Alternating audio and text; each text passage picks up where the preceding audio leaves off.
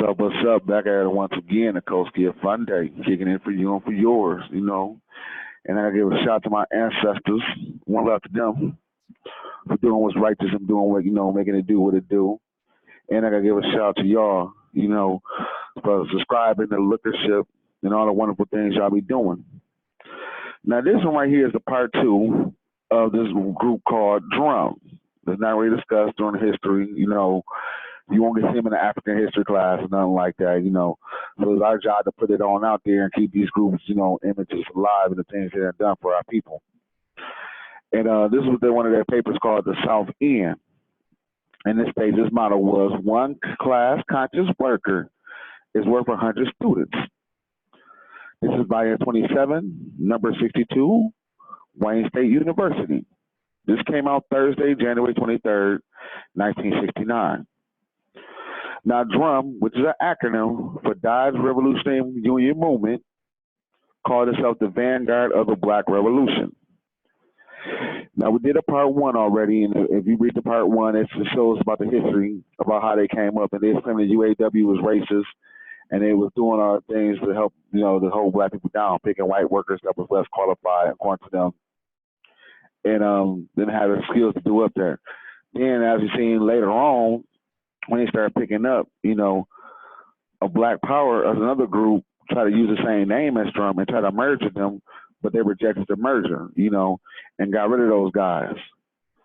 So they claimed that this, D.R.U.M, Dodge Revolutionary Union Movement, claimed that Walter Reynolds was racist, and they was, basically ripping off the black worker. So we don't get to the second part of it, of their history, before we go more deeper into this group called D.R.U.M. D.R.U.M has always advocated a complete political change in our position at the plant. Now is the time to show concern about our future, black future, a place of worker at Local 3 that will help his own people. Support D.R.U.M candidates. D.R.U.M didn't want to place his faith in any candidate who did not belong to it. Therefore, Ron March, one of the founders of D.R.U.M, was chosen to run for trustee. The campaign served on the focus of the corruption at Local 3 and exposed the highway robbery going on continuously. Here is an exposed appearance of the 14th issue of D.R.U.M, Graft and Corruption. Dodge Local 3 is one of the largest locals in the country, second to only Local 600. FYI, I do not know where Local 600 is at, but we're going to find out. It is a surprising fact that our local does not have any entertainment facilities except a piano, a self-supporting operation. Also, the conditions of our local building is a disgrace to the workers and to the plants, as well as Hamtramck City and the UAW. The last picnic outing on any affair for the children was 10 years ago. The local official claims the reason for these conditions is lack of money. Despite the fact that we are the second largest local and have a membership of 10,000 workers paying an average of $8 per month, these monies from these membership dues give a total of $80,000 per month. With the UAW getting a total in line the per capita tax, we receive nearly $25 per month. But this is owed $5 union dues. With higher dues, the per capita goes up, apparently operating expenses. In the past election, our president and vice president have put great efforts behind the trustee position. Why? We of D.R.U.M do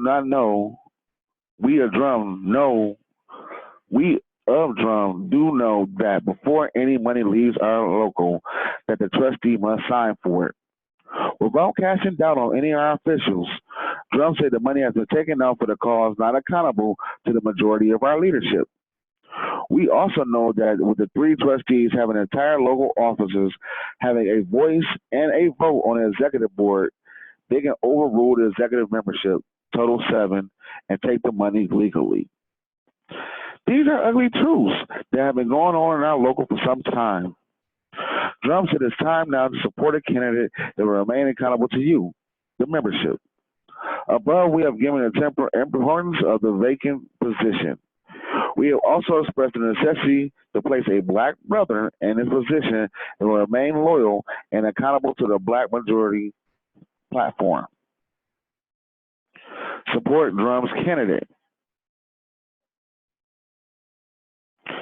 For further clarification, it was stated that D.R.U.M, the Dodge Revolutionary Movement, is appointing a candidate for office as trustee in this coming election on September 26, 1968. We at D.R.U.M recognize the importance of having a revolutionary black brothers running for office and exposing the true nature of the racist union through the election campaign.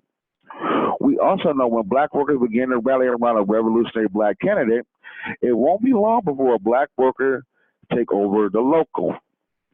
What we need is black representation, and what we all know it. And we all know it.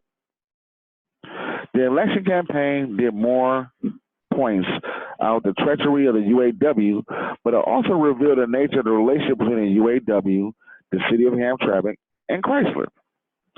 The following recording and description of events during the election appeared in D.R.U.M's leaflet revealed the nature of the system we must abolish. D.R.U.M victory, victory. An election for trustee held yesterday at UAW, Local 3. D.R.U.M candidate Ron March won a resounding victory. Never before had there been an election in which Hamtramck Police Department has moved openly to harass, hamper, and completely frustrate the efforts of our black brothers as in this election. At 5 a.m. in the morning, when the trucks and cars of Ron March posters on them arrived to carry workers to and from the Union Hall, the cops immediately began to give out tickets.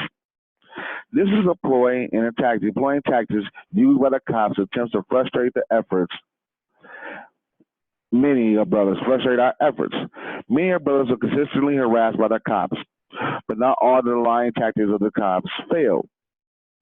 No other cars and trucks supported other candidates were touched. As far back as the beginning of this week, Chrysler Corporation students were seen tearing down all leaflets and posters supporting Ron March and leaving all the rest of the campaign literature up. The Hamtramck police were also put on a special detail to rip down D.R.U.M posters down and down and up Joseph Campbell's and even in the alleys behind the bars. When our black brothers stormed the Union Hall to find out why from the UAW Local 3, officers, they received no answer. Even with the harassment from the Chrysler Corporation, UAW, and the police, Ron March and D.R.U.M was victorious. Ron March, according to the Hunkies who control the election committee, tallied 563 votes, more than any other rest of the candidates. Brother Ron will now be in a runoff election next Thursday with Joe Elliott, who ran second with 521 votes. D.R.U.M also finds it hard to believe, seeing that almost every car loading and unloading at the Union Hall was a Ron March supporter. It is obvious, and it goes without saying, that since Chrysler Corporation, UAW, Hamtramck Police Department were all conspiring to defeat D.R.U.M, and then there was definitely some cheating going on at the polls. White racists can't stand defeat. The polls closed at 5:30, and at 6 p.m., the final tallies came in with Brother March out in front, despite all the harassment and intimidation. About 6:15 p.m., the fascist Polish pigs at the Hamtramck Police Department received word that despite their outright racist tactics all day long, that Brother Ron March, D.R.U.M's candidate, had won. The Polish pigs at the Hamtramck Police Department jumped in their cars and rolled back to the bars on Joseph Campbell and Clay and wantonly beat over black brothers with a double-edged axe handle and spraying them with a deadly mace. The pigs had lost at the polls and therefore chose to win with brute force.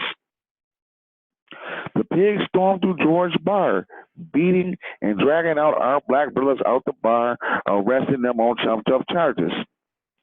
At this point, a group of 50 black workers moved to the Hamtramck Police Department to demand an explanation of the attack and the clamor for the release of the brothers who were arrested.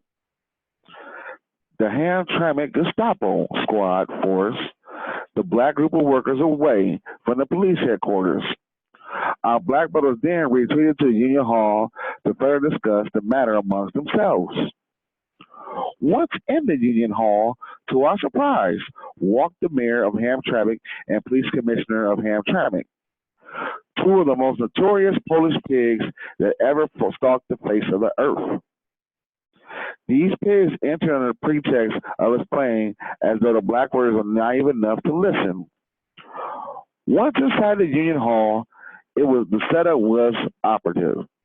The mayor and the police commissioner, supposedly in the Union Hall, unprotected with 50 enraged and angered black workers, Cannonball and notorious racists ran outside and led a police charge into Union Hall.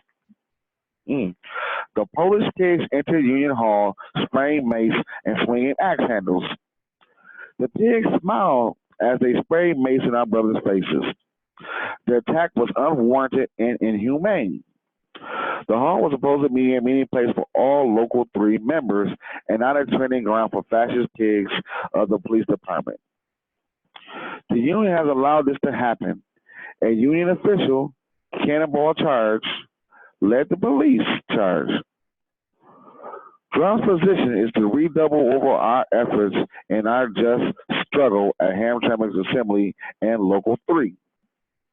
D.R.U.M says we should never be cowed or bullied by trickery, deception, or brute force, and that the Chrysler Corporation and the UAW and the Hamtramck Police Department and all parties involved in this conspiracy shall be held completely responsible for all consequences arising from this and all attacks and labs upon black people. D.R.U.M's strategy is, we repeat, dare to right, dare to win, fight, fail, fight again, fail again, fight on to victory. In an interview with black workers appearing in the South End, Wayne State newspaper provides more insight to the black worker struggle. Editor's note: last Thursday, October 3rd, election was held at Chrysler Hamtramck office assembly plant for the office of trustee of local UAW Local 3. The election was a runoff between a black man, Ron March, the candidate of Dodge Revolutionary Union Movement, and a white UAW flunky. In the first election, the black workers were subject to harassment and brutality by the Hamtramck Police Department, which includes the use of mace and axe handles. In last Thursday's election, overt brutality was less than prevalent, although one black South End reporter was struck in an effort to affect their election. Black worker B: the election polarized plant further around racial lines and provide a forum for the black workers to further expose the corruption, graft, and fraud that have been taking place under the Polish control of Local 3. It also provided another test of strength for black workers. As you see right here is a picture said, B-head, the redhead. I'm not talking about weapon. I took it to the sidebar right quick. Okay, let's see. The white man, by the way, has film stolen from Local 3 security force known as the Flying Squadron. March lost the election due to questionable procedures by the union bureaucrats and the mobilization of retired workers who have paid union dues but have the right to vote in any election. These retired workers, most of whom are white racists, inevitably vote their way for what the machine and tells them to vote. The election, however, was still a significant victory for the black workers. It was their contention that the unions were inherently undemocratic, and even with the overwhelming support of the workers, the union bureaucracy cannot be broken through peaceful democratic methods. As a result, thousands of black workers have gained practical experience in the reform movement. They have seen that reform is impossible, and therefore rapidly joining the revolutionary caucuses set up by D.R.U.M. A week ago, a very significant event occurred at Dodge's main division of Chrysler Corporation. Ron March, a black worker, was chosen by the black contingency, D.R.U.M, to run for position of trustee at Local 3. Black workers constituted 63% of the workforce at Dodge, Maine, yet the election was not won by Ron March. Some black workers from Dodge were interviewed for their reaction to the election. Question: what is the function of a trustee? Black worker A: he signs away the union money. He has a direct control over how the money are spent. Question: why is there not any more blacks running for trustee position? Black worker A: there are only 3 trustee positions at Local 3, and only one was open. Question: what do you feel were the effects of the election?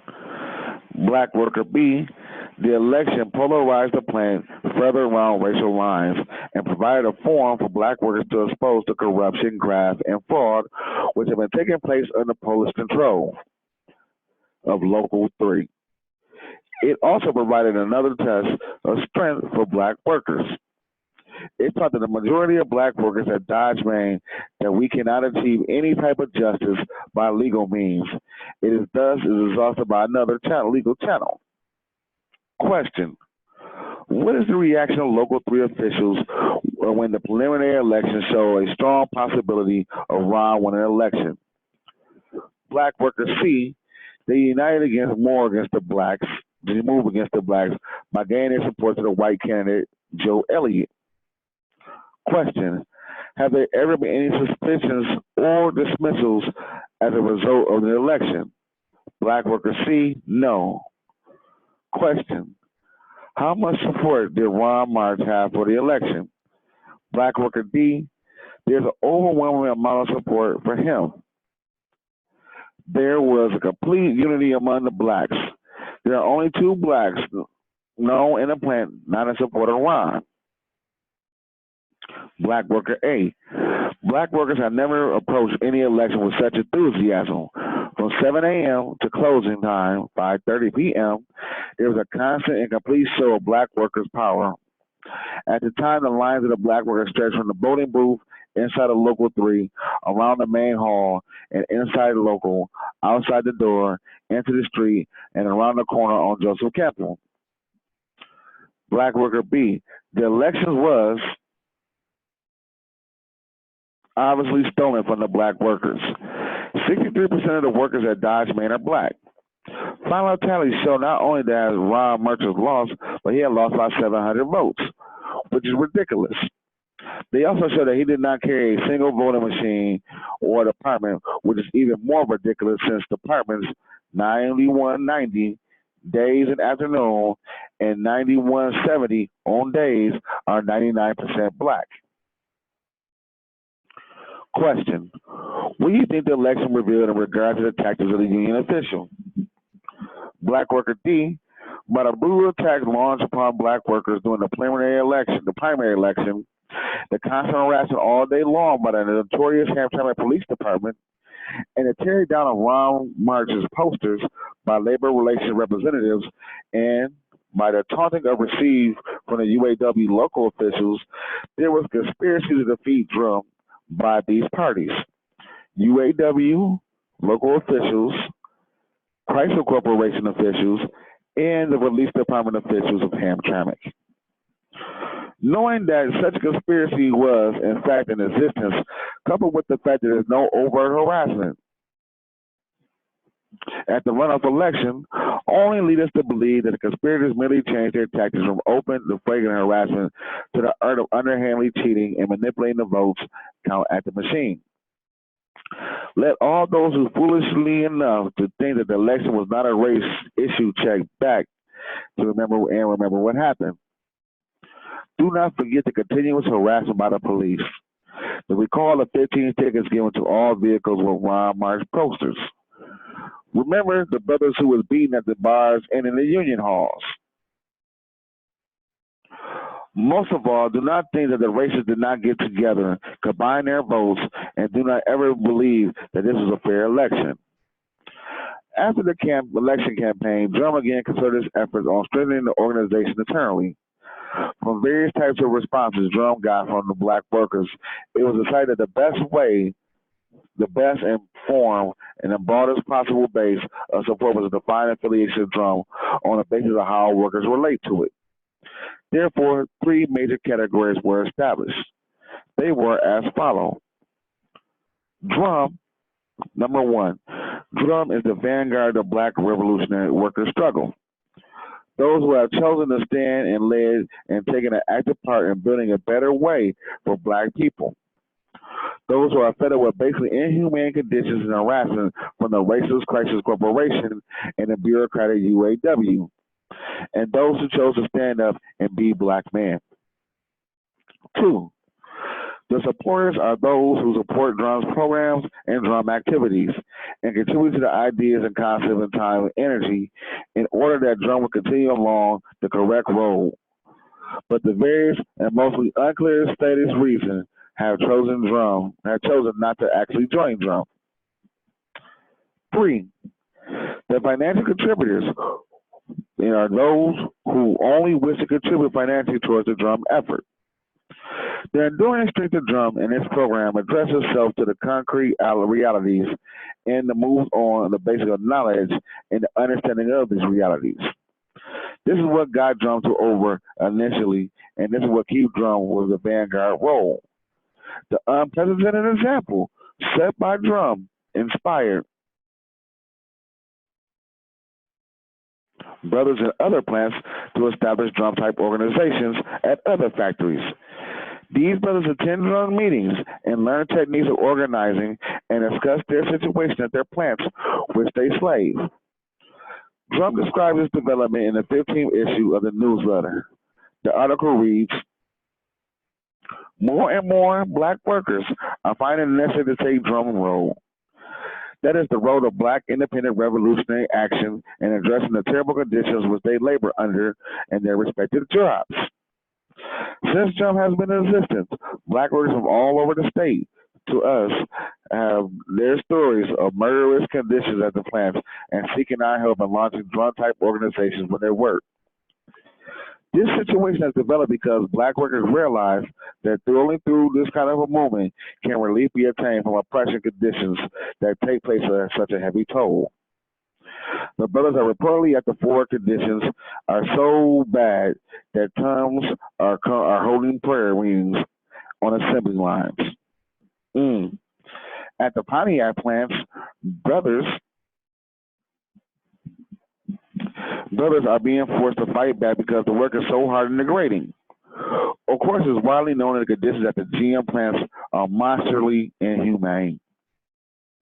DSR bus drivers have contacted us for assistance in helping them do something about their plight. And this is going on over the country as more and more blacks find themselves in intolerable situations. The only thing needed is a program that can unify these workers and channel their rage into confrontation on a massive scale with the beastie super exploiters responsible for our plight. D.R.U.M has such a program.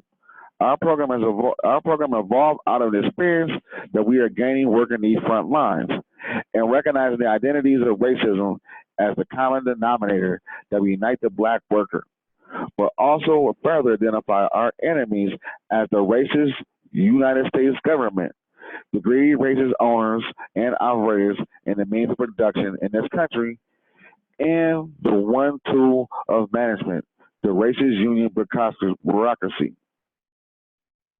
as well as the complacent white worker himself. Our struggle, because of the gigantic might of the enemy, has been slow in development, but at this point, it's accelerating rapidly because of the push of our super profits and the increased consciousness of the black workers. The brothers know that something must be done, and it's only a matter of time before it is realized that the D.R.U.M role is the only role. The D.R.U.M program was not only adopted by black workers in other plants and supported by the black community, but support was also demonstrated in a white radical groups on Wayne State University campus. On October 24, 1968, Several white groups joined the Trade Panthers in a demonstration of support of D.R.U.M at the Chrysler administrative headquarters in Highland Park. D.R.U.M goes to the black community.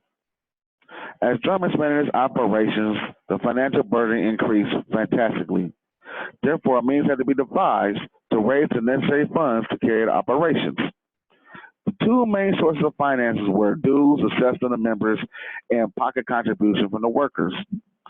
But these sources cannot provide the necessary funds for our immediate needs. So D.R.U.M decided to engage in a fundraising activity at the same time raising the consciousness of the workers and informing the black community.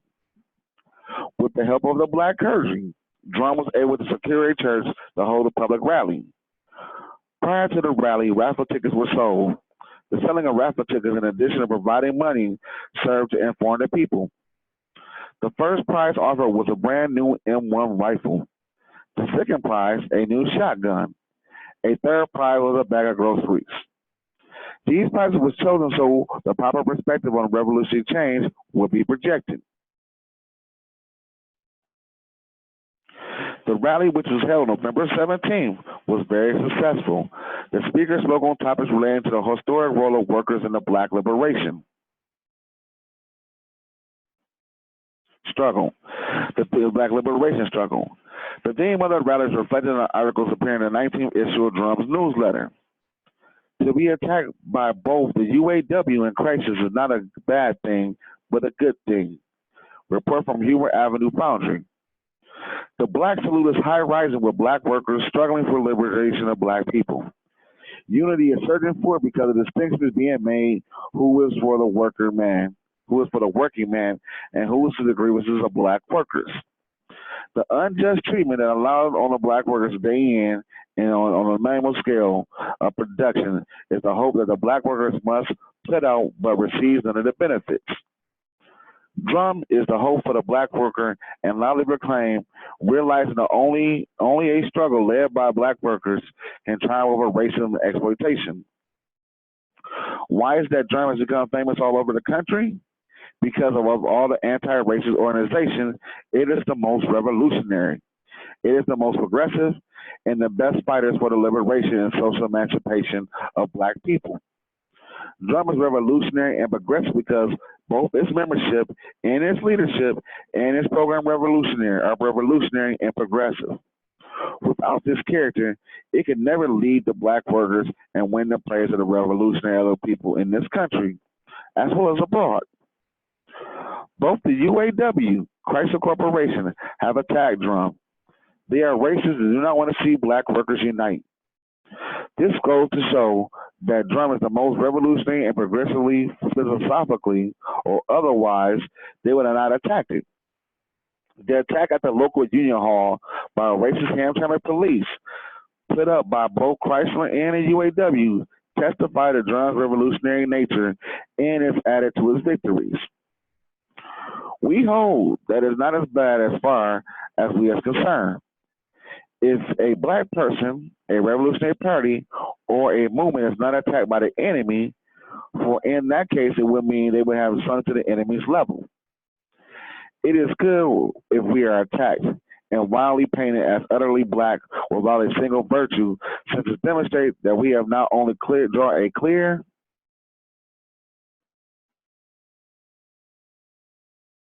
line of demarcation, a separation between the enemy and ourselves, but achieve a great deal of work.